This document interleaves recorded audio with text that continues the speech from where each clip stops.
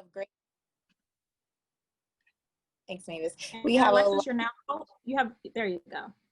You can see me. Okay, perfect. So we have a lot of great information. I think you'll really be able to walk away with some great things to get you started on your resume and college application process. So today we're going to go through, this is just a brief agenda of what we're going to talk about. We're going to explore what is a resume and why do I even need one? We're going to talk through some do's and don'ts of the components of a strong resume and how we can go about completing that. And then we're going to pivot over to the college side where we can talk about some college application tips, mostly when we talk about like essays. So we're going to give you some really best practices around creating a strong essay. And then we're going to round it out with an exit ticket survey at the end, and we'll open it up for questions. During this presentation, please feel free to interact with us through the Q&A box. You can't use the chat feature in this particular webinar, but use that Q&A box to ask us any questions, and we'll get back with you in real time. Okay? Thanks, Alexis. All right, let's get started on a resume and why they matter. So whether you guys are applying to college or whether you are applying for your first job, you still pretty much need to have a resume. Every person in this country should really have a resume.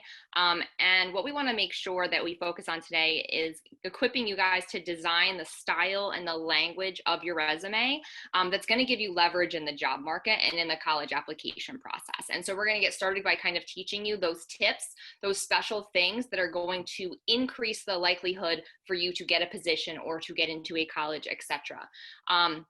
And so a resume in general is just a formal document that introduces someone to your background, your skills, to your accomplishments.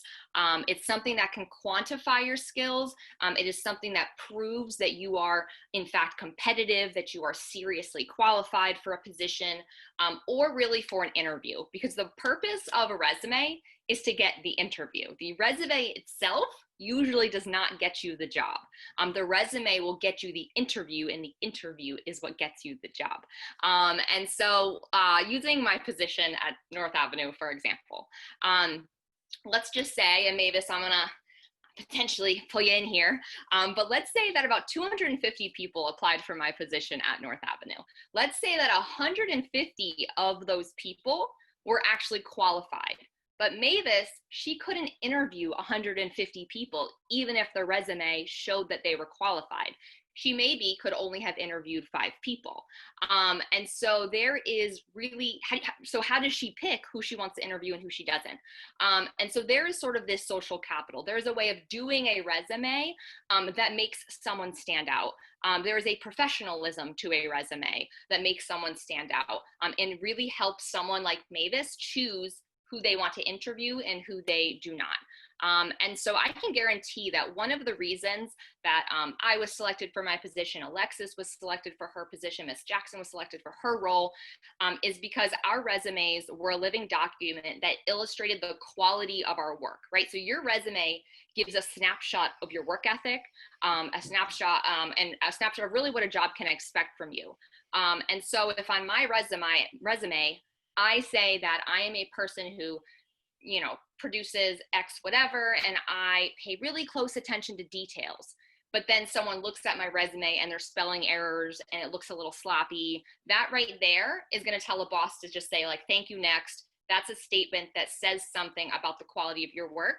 And so we really want you guys to think about your resume in the way that you would think about the NBA draft, or how you think about who you pick for your fantasy football team, right? So a player's skills, a player's ability to score, to execute with consistency, to work hard, to persevere, to illustrate their talent, that becomes their brand, right? And so during the draft, that brand and that athletic history is really important because it's showing a coach good personhood, right? Because we know that coaches don't want to pick a player who's questionable, right? They don't want to pick a player who's inconsistent, who's unreliable, who's hard to coach, who's going to make them look bad, right? And so your resume sort of does the same thing. It sends a message to employers about your passion, about the quality of your work, about your accountability. And whether it's for a college or for a job right after high school, that brand matters because that brand is what's going to get you that interview. It's really your highlight reel. And then lastly here, slightly less relevant, but a resume is also a tool that you can use for the rest of your life to just keep a record of your employment history. I know right now you're like 17 or 18 and you have like maybe a few dates to remember, but in 20 years when you've had like a bunch of jobs or you've done a bunch of different things, your resume really helps you keep track of important dates. If you have to remember when you fill out your first housing application, when you have to list your employment history on an apartment application, you want to have that resume for yourself to reference. When you start getting a second or third job, you have to list your employment history, and so that resume can be really helpful in doing that. So moving forward, we're going to go over some quick do's and don'ts for your resume, and I'm going to switch back and forth here between the screens, between the tabs, because I want to make sure that you guys see a real live example of some of the things that I'm talking about.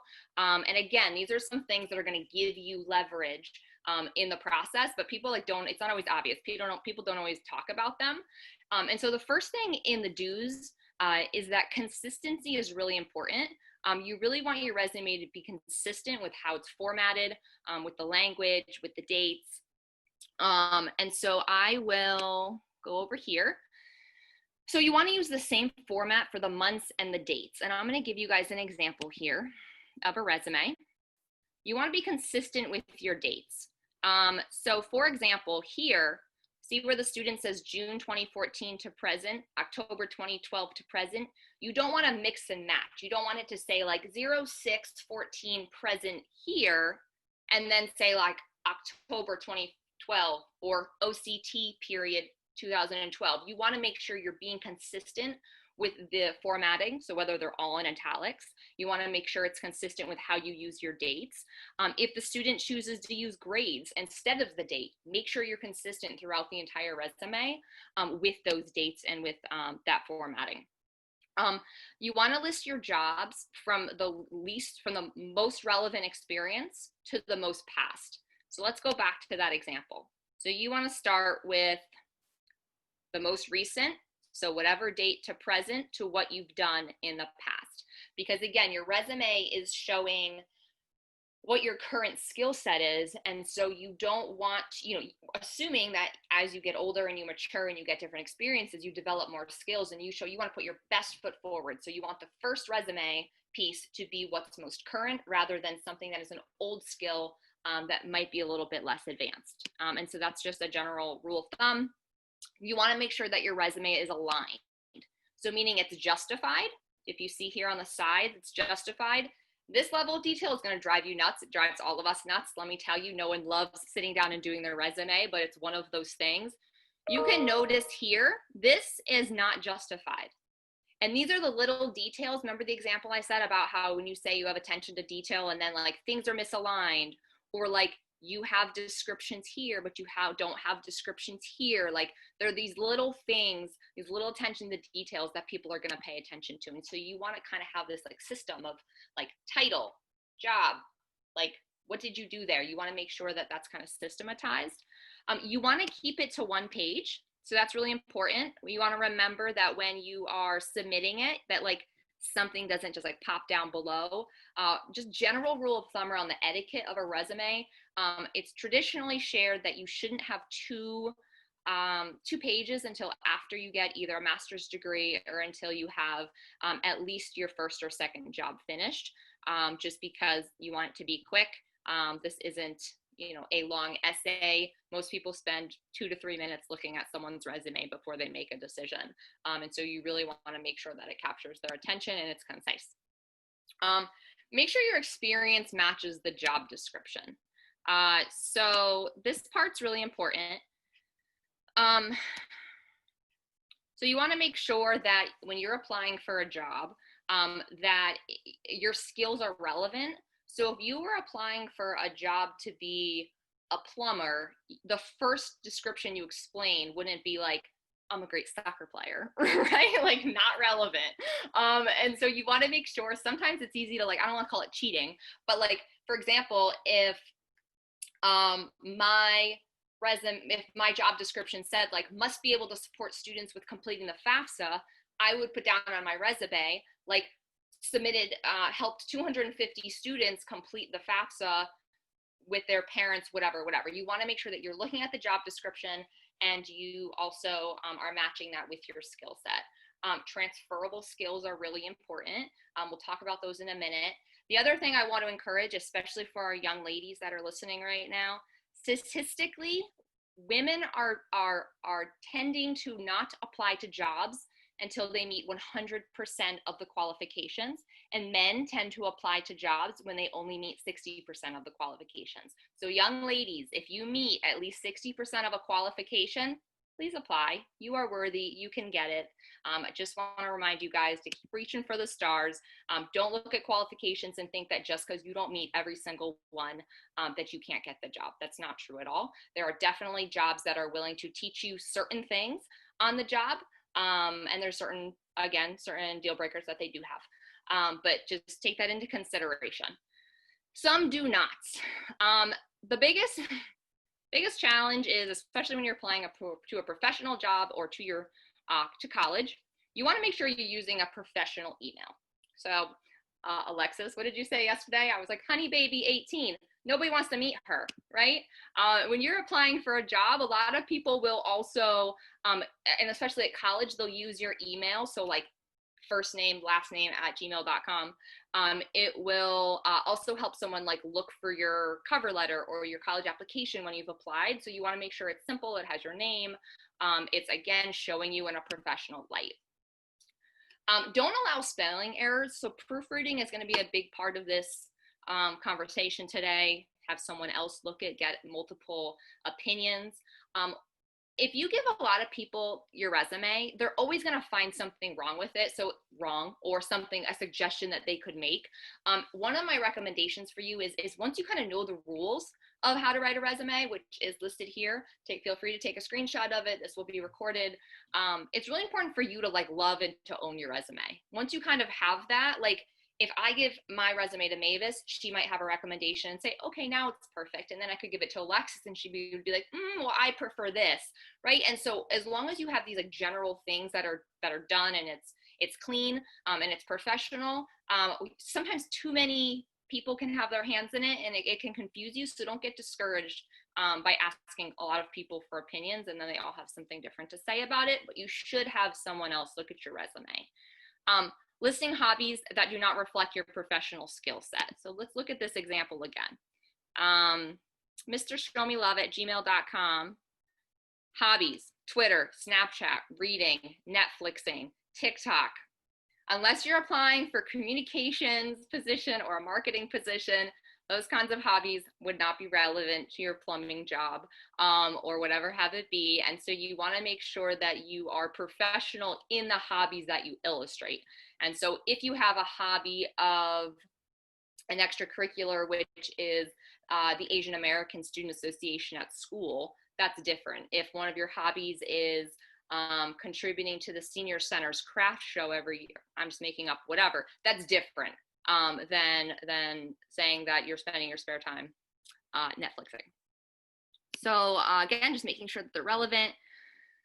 Don't use the same action words when you're describing your activities and your responsibilities. So what I'm going to do here is actually copy, is it this link?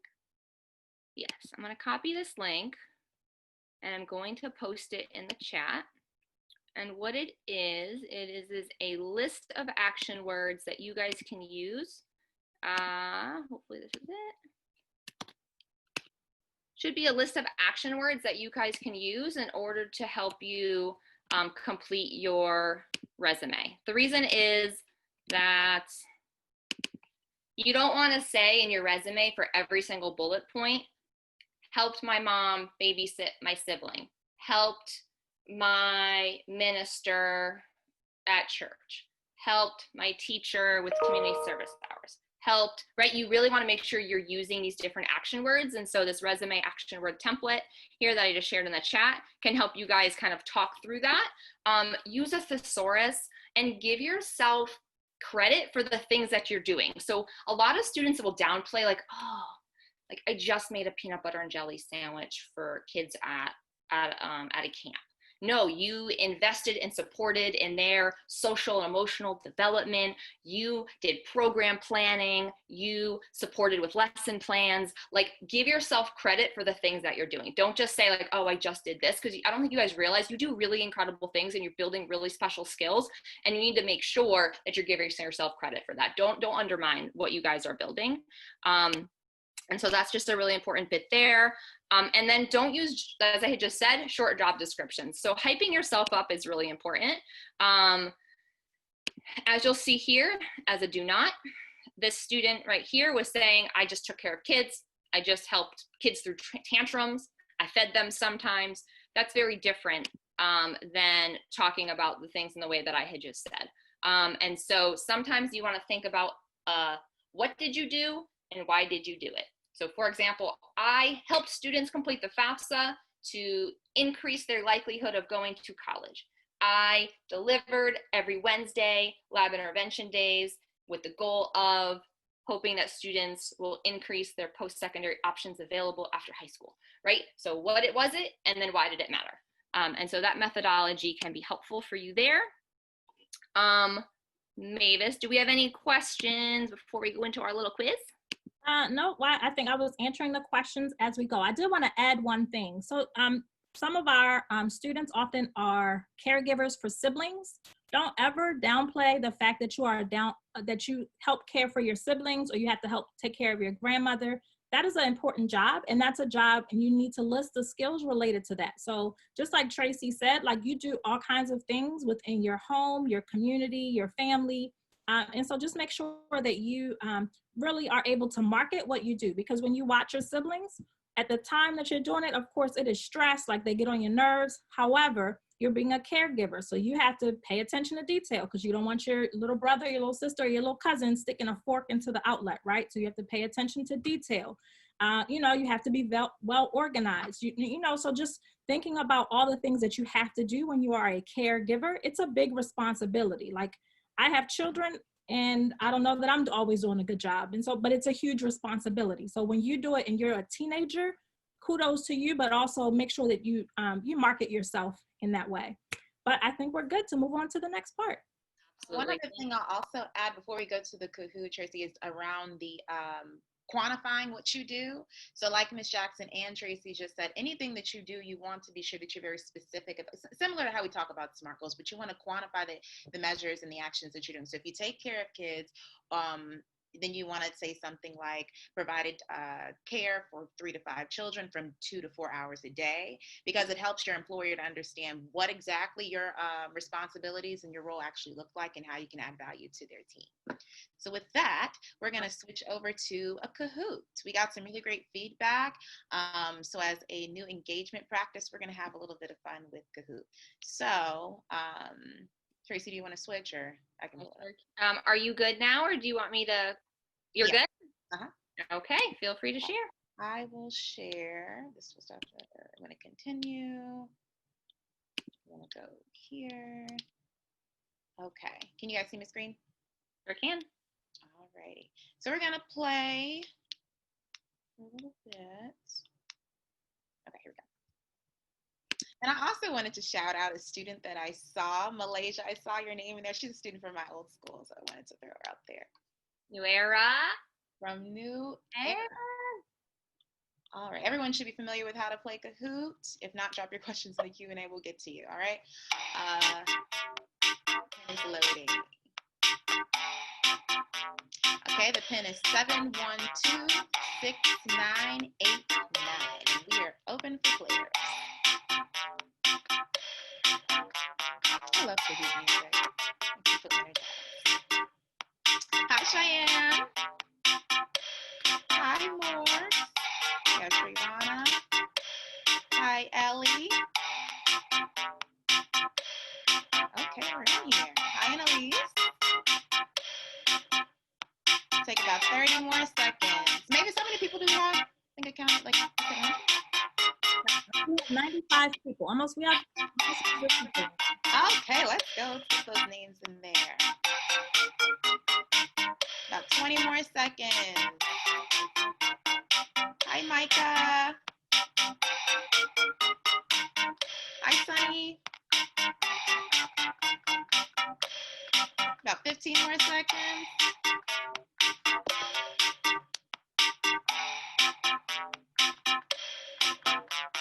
Okay, we're at 40 and about 10 more seconds, and we're going to start.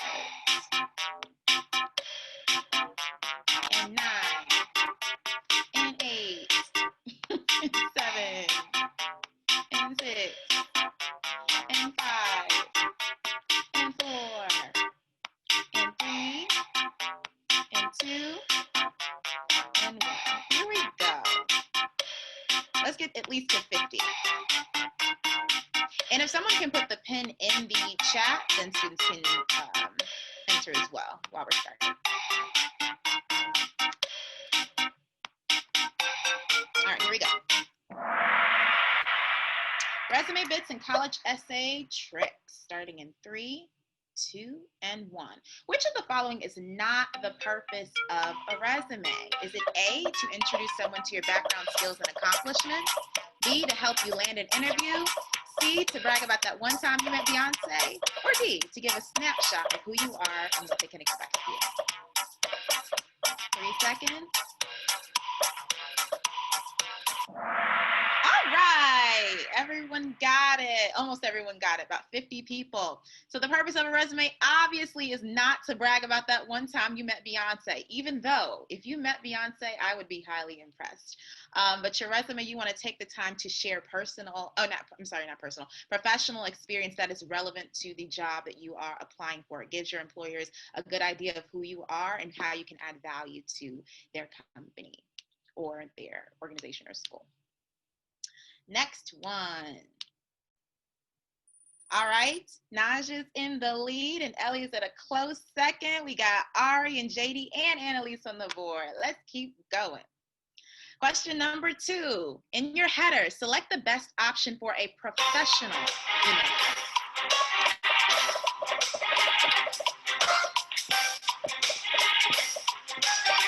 10 seconds left. All right, okay. We have about 42 people who say option B, or they don't have letters, so I'll say the blue option. And then about 14 who say the red option. Okay, so let's look at this email address that appears. So in the resume that Tracy gave us, the email address is showmelove@gmail.com. That probably isn't the best example of a professional email address. And honestly, when you give unprofessional email addresses to employers, they're going to be quick to throw it in the trash. So we want to make sure that we use a email address that is professional. Okay. So for example, we have drosa@collegiatedirections.com. That would be a best practice. It's okay to use your personal email addresses if you want to go to Bath and Body, get coupons or something like that. But when you're applying for a professional position, you want to use a professional email address. Next one. We still have Naja in the lead. Ellie is at a close second. Annalise went up, and we still have JD and Ari. We're doing great, guys. Question number 3. Work experience. What key information is missing in this resume statement? Where it says insert blank here, what information should go there?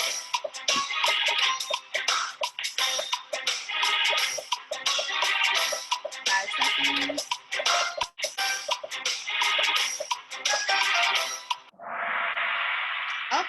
Okay, so we're a little bit in different places. We have about 4 people who say our job or organization or workplace title, 14 people who say the job title, 23 who share dates of employment or service, and then 9 people who say responsibility. So let's take a closer look.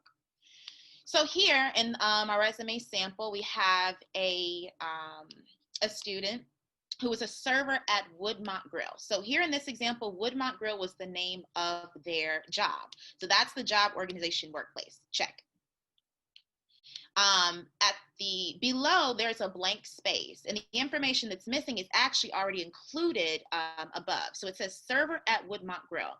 That server job title is normally going to go below the job or the organization that you've worked at. That's the best practice for formatting when it comes to a resume. So that also goes into keeping it consistent. You don't want to have server at Woodmont Grill and then beneath that you have a different format, okay?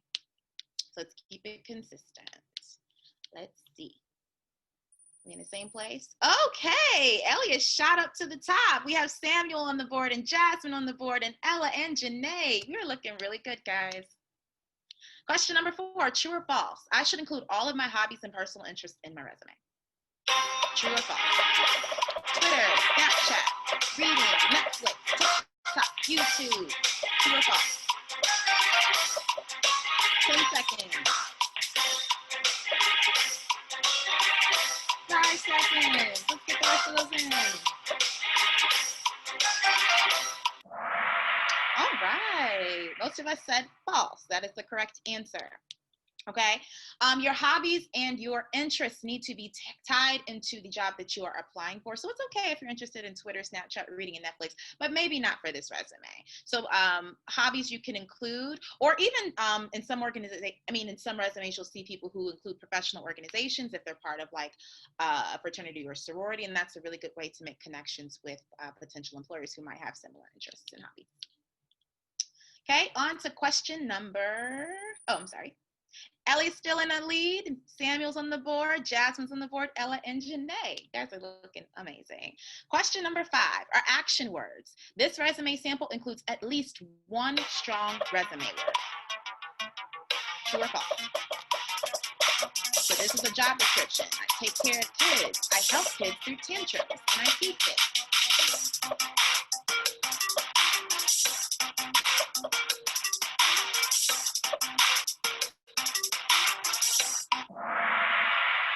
Okay, we're almost split. Okay, so let's take a look at the sample again. The correct answer is false, but let's look at why. So this student worked for the Eisenberg family. Let's say she was a child caretaker or a nanny, babysitter, something along those lines. And this is a list of her jobs and roles and responsibilities.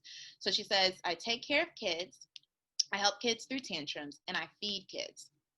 So some stronger resume words that we can use are something like, I supervise 2 to 3 children for 5 hours a day. You want to be very, like we said before, specific, and you want to quantify the work that you do. It makes you a stronger candidate.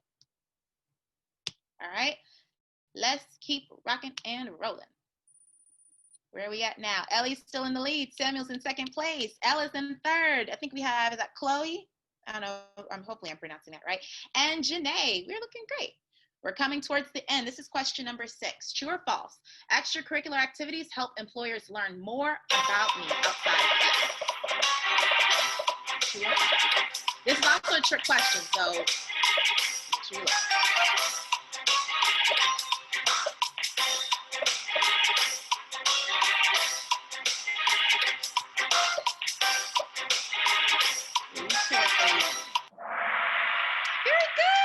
You guys are going to get caught up on the trick. Okay, so true or false, extracurricular activities help employers learn more about me outside of my classes is absolutely true. All the things that you do outside of your classes matter, and they go to show things about your work ethic and the things that you're interested in and how you can add value. But in this picture, these are not extracurricular activities that we should add to our resume. No TikTok. I don't know, is that pronounced PUBG? I'm not that familiar. I think my students used to play that game. Or Musically. You want to include extracurricular activities that are relevant and professional. Okay, 3 more. Where are we in our leaderboard? Oh, Samuel rose to the top, and Ellie is in a close 2nd place. We have Ella, Chloe, and Janae still on the board. And shout out to Ellie. She has the highest answer streak of 6. Very good. Question number 7, true or false? My resume formatting, including my dates, title, positions, should be consistent. True or false? Pay close attention.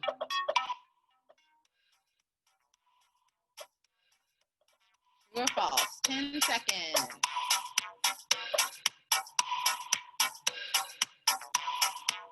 5 seconds. Get to 50. All right. The correct answer is true. Your resume formatting matters. So if we take a look at this sample, we can see that this person, their formatting is a little bit all over the place.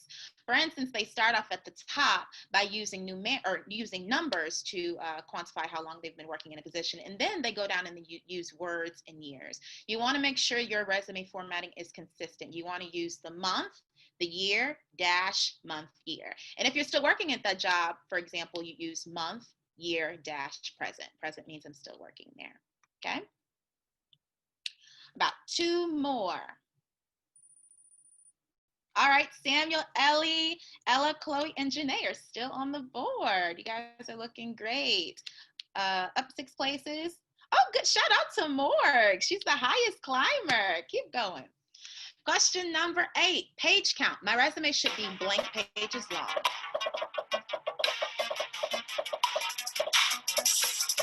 1, 2, 3, or 4 pages long.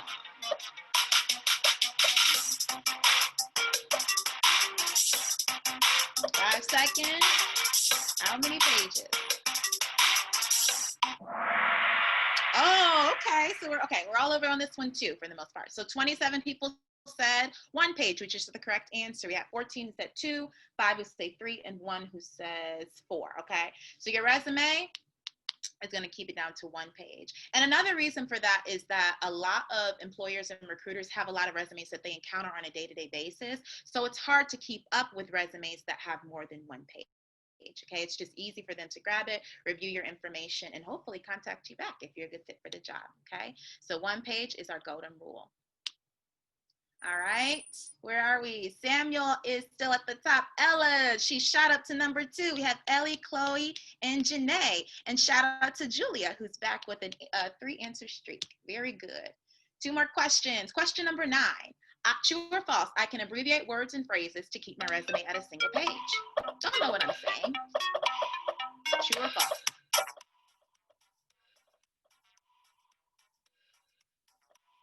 Seconds.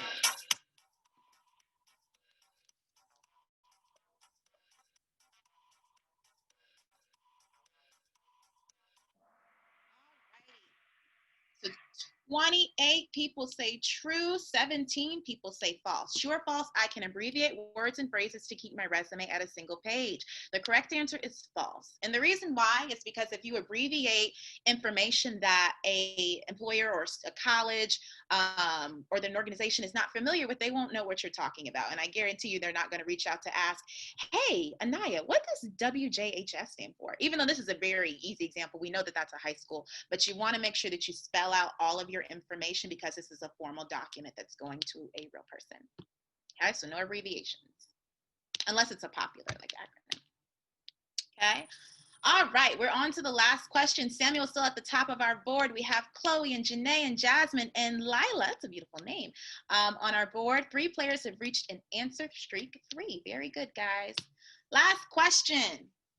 How many seconds does a recruiter spend looking at a resume? How many seconds does a recruiter spend looking at a resume? This one surprised you.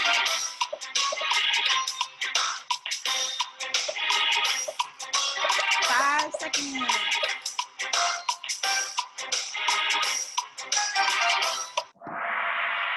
Wow. Okay. So this is almost an even split.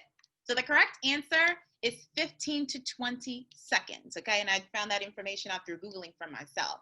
And again, the reason for that is employers, colleges, organizations, they have a lot of candidates that they're looking at for certain positions. So they don't have a lot of time to spend 10 minutes or a half an hour really analyzing and looking through your resume when they have a lot of files on their desk. So that's why you want to make sure that you do all the do's that Miss Tracy put out there for us earlier, so that you can be the best candidate that you can be for your job or college of interest. So let's go onto the scoreboard. And if you have any questions, use that Q&A. Shout out to JL in our 3rd place. Shout out to Chloe in a strong number 2. And number 1, shout out to Sam. Thank you guys so much for playing with me. And shout out to Jane and Jasmine as our 4th and 5th members. Okay. I hope you guys learned some really good information, or were able to review some really good information from our Kahoot. Again, if you have questions, drop them in the Q&A, and I'm going to pass it back over to Tracy. Thanks, Ms. Tucker. That was so fun. I'm so impressed with you guys. We have like 4 minutes left, and so need to get through the rest of the presentation, but do want to make sure that you guys get your questions answered that are in the chat really quick. So I want to go back to our demonstration resumes. Just quickly, someone had asked about if you should update your resume over the years. Yes, that's exactly what you do, and you keep bumping it down. So like You get a job at Chick-fil-A, that's your first high school job. You get a job as an executive assistant, you bump it down, you add the new one. You get a job as, again, an electrician, you bump those down, you add the new one. And so that's, again, you just keep, it's a running list. As far as scholarships, a lot of scholarship agencies are going to ask you guys to have a resume and to submit a resume in order to get that funding. And so you want to make sure that that resume is really clean. And so that was a really great point. In the education section of resumes, should we include middle school? This is a really, really good point.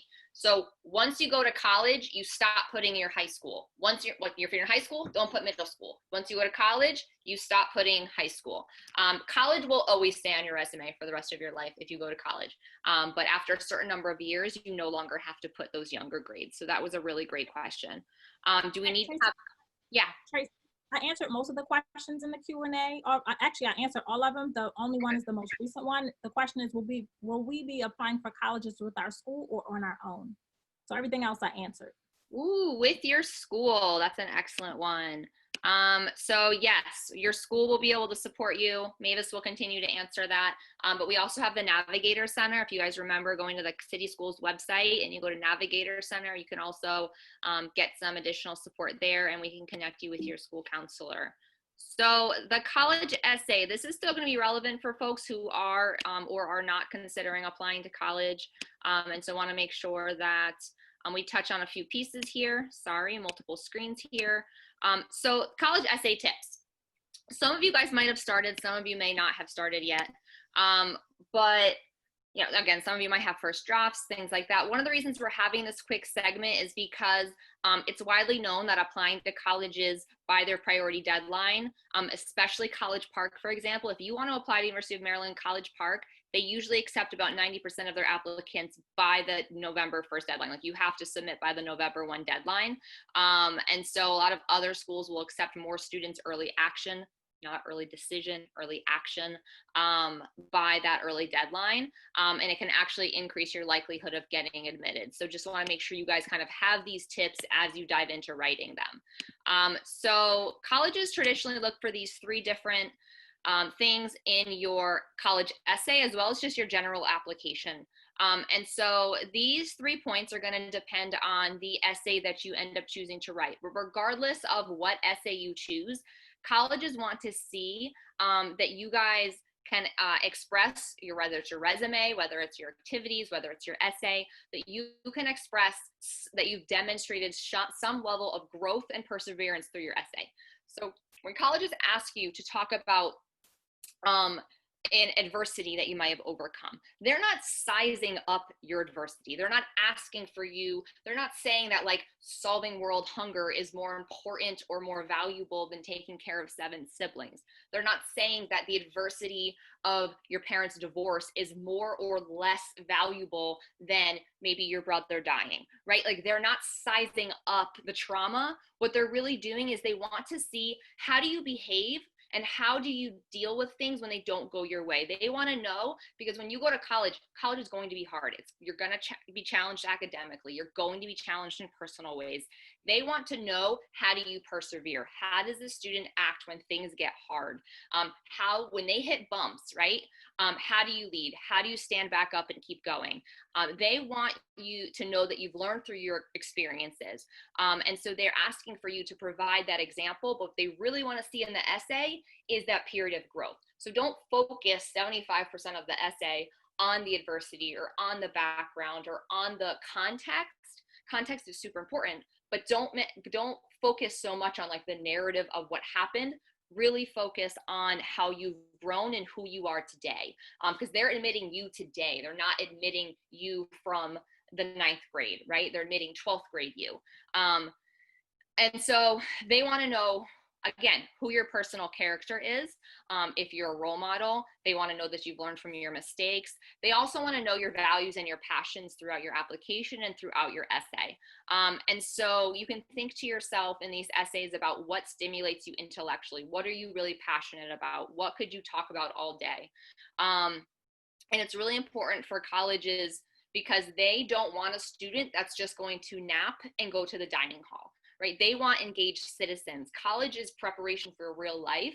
And so they want to know that you're going to come to that school and you're going to be a leader, that you care about the interfaith community, that you care about signing up for, who knows, like an equestrian class at Goucher, because it's one of the only colleges that offers that in Maryland, right? Like they care about what you're inspired by, and that you're going to take advantage of opportunities, and what communities matter to you. Because if you say in your application, when colleges say we want our students to be well-rounded, what that means is that they just want to know that you have different interests. They don't want you to put down that like you got an A in your robotics class, that your robotics class was your favorite class, that your favorite extracurricular is robotics, and on the weekend you do robotics, and then you write your essay about robotics. Like they want to know that you are a multifaceted person.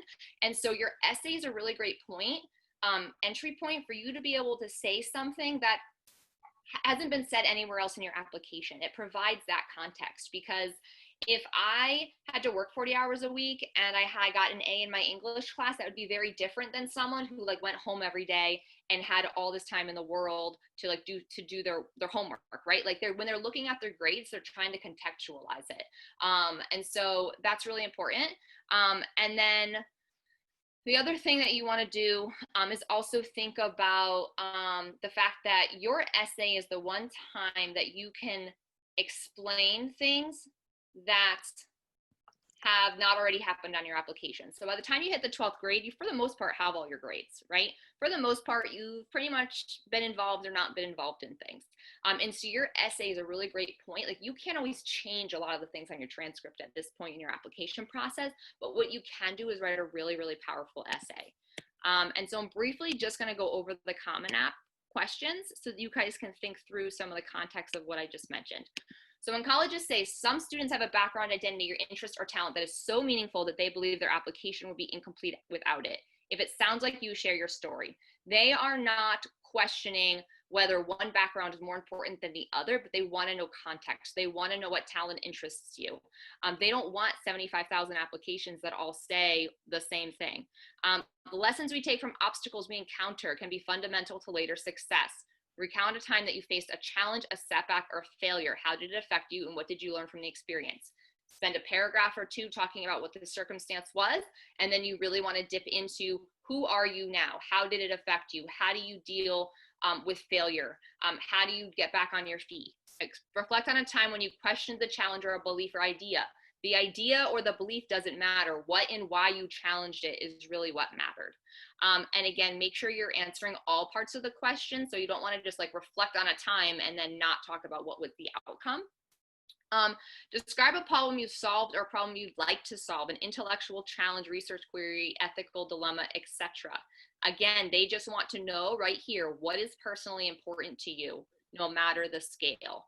And that could be women's rights. That could be water sanitation in Somalia.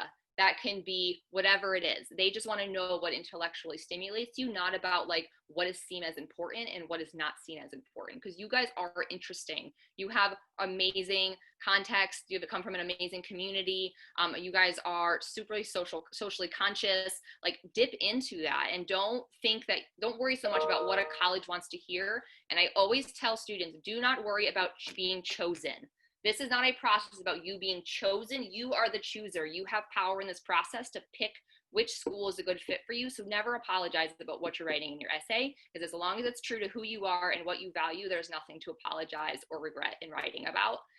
The last two questions are the same things. So describe a topic, share an essay of your choice. Again, they just want to know, how have you grown? What is your character? And what do you value or are you passionate about? Reading between the lines. So some of you guys are going to have to write supplemental essay questions. So that means that a college is going to ask like an additional essay question. And so wanted to give you guys some tricks and some tips around what are they actually asking when they ask these questions. So a lot of colleges will say like, why are you applying to insert college? Why are you applying to UMBC? What they want to know is that you've gone to their website and you've done research about their college specifically. So what you want to include in a supplemental essay like that is, if you were a student there, what clubs would you join? What internships would you do, etc. Because if you can say, I want to go to your school because Columbia used to do this. So I used to work at Columbia University in New York, and kids would always say, I want to go to your school because it's an Ivy League research institution and it's in New York City. And they'd say, okay, well, the Ivy League is only a football team, so there's nothing important about that. It just means that we play brown in football. And the other thing about being in New York City doesn't sound special to me. If you really want to go to school in New York City, go to NYU, right? And so what they want to hear is that you want to participate in this research opportunity specifically at Mount Sinai. They want to know that you looked at their curriculum and you saw the classes that you only want to take at their school, right? Go do your research and start name dropping things. That's what they're really going to want to see. What are some examples of leadership? What they really are saying is, what kind of leader are you?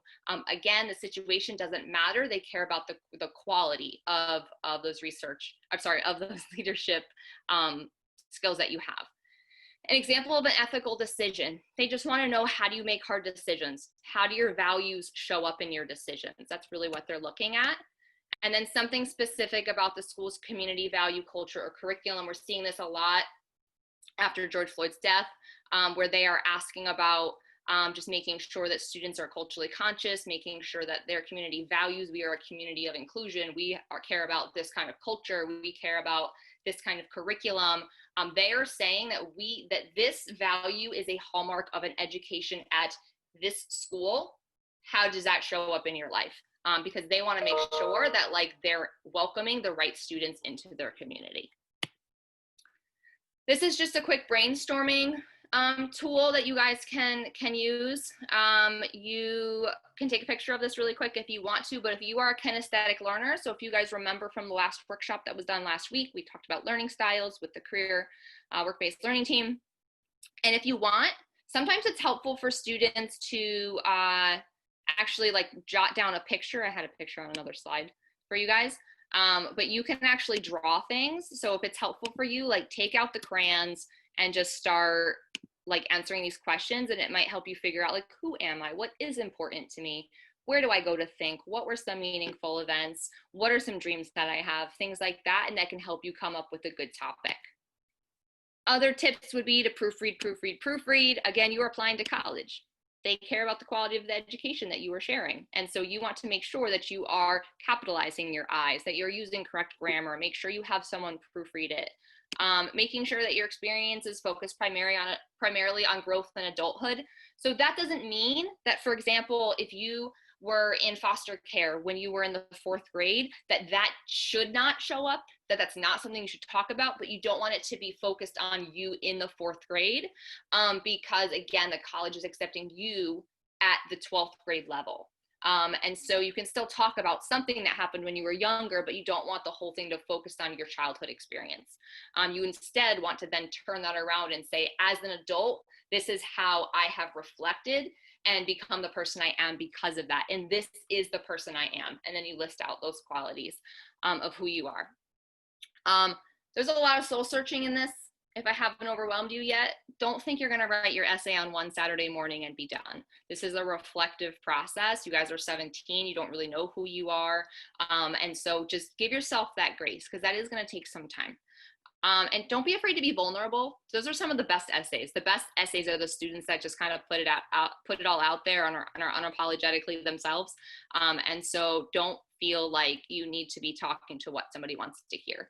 And then lastly, try not to exaggerate or embellish yourself. So again, you do want to, on your resume, hype yourself up, but you also don't want to lead anybody on. And so one of the memes that I had on another presentation was, you guys know all those memes that's when you lie on your resume and you show up at the job and there's a cat in sunglasses or something. It's one of those memes. So you never want to embellish or falsify anything on an application as well. That is how admissions get revoked for students. So I know we went a little over time here. Alexis, can you go over the upcoming sessions and close this out? And I'm going to put the survey into the chat so that you guys can get credit for being here, because we send that to your principals. Definitely. And just one more thing on what you were saying before, Tracy, is that we're in very unique times. Actually, I was just reading an article yesterday about how schools are switching away from like the SAT, ACT requirements. They're requiring students to really do some deep introspective work about how COVID is affecting your life, and even in that, how issues of racial justice are impacting our lives. So I really would encourage you guys to do some thinking and brainstorming around that, and we'll always be here to support you if you want us to proofread or anything like that. So for upcoming sessions, next week on October 7th, we're starting a new series, and the series is called Cash for College. So next week, we're going to set up our FAFSA ID, or FSA ID, by the end of that session. And the following week in our Cash for College series, we're going to look at how to complete your FAFSA, because FAFSA actually opens when? Tomorrow, okay? So we want to make sure that we're on it and we are ready to go to get our Cash for College. In our last session in October, on the 21st, we're looking at scholarship programs and making money moves. So you do not want to miss it. And we really would love if you guys come back and join us. Our engagement is increasing, and we're so happy that you're gaining powerful takeaways from this program. So if there are no other questions, you go to the next slide, Tracy. We'll add Alexis. I was talking to a little birdie, and you guys can share the news with your peers that if you guys remember last year, City Schools was giving out Under Armour jackets during FAFSA season. Spread the news. It might be happening again. So make sure your friends are coming to these workshops. Go for it, Ms. Tucker. Alrighty, so thank you guys for joining us again. I'm Ms. Tucker. My contact information is there, and you can follow me on my teacher or my professional Instagram at Hey Ms. Tucker with 2 Y's, CCR. And Tracy, you want to round it up? Yes. So again, Tracy, my email is right there. Feel free to email us for anything. And then lastly, the Navigator Center. If you go to Baltimore City Schools website and you type in City Schools Navigator Center, you can make appointments to fill out the FAFSA. You can make appointments to consider different post-secondary pathways programs. You can actually apply for jobs soon on there. And so check that out, because that will be growing and be available to you guys. So just know we are here. We got you. If we don't have the answer, we will find someone that can support you for sure. So just appreciate you guys being here. Again, please fill out the survey. That's how we track your attendance, and you guys get credit for being here, and we share it with your principals. And we hope to see you again next week. And one thing I want to add, where it asks for school ID, is your student ID. So type in your student ID number, just so we can make sure we get the right person. Because if it's 2 Mavis Jacksons, we want to make sure it's the Mavis Jackson whose student ID is 43316 and not 472976. All right. Thank you guys for coming. Thank you for joining. You guys asked a lot of questions. You guys asked about a good 30 some, almost 40 questions. So great job. Hope to see you here next week. And next week, bring a friend. Yeah. This will be recorded for you guys to revisit. Oh, and end recording now.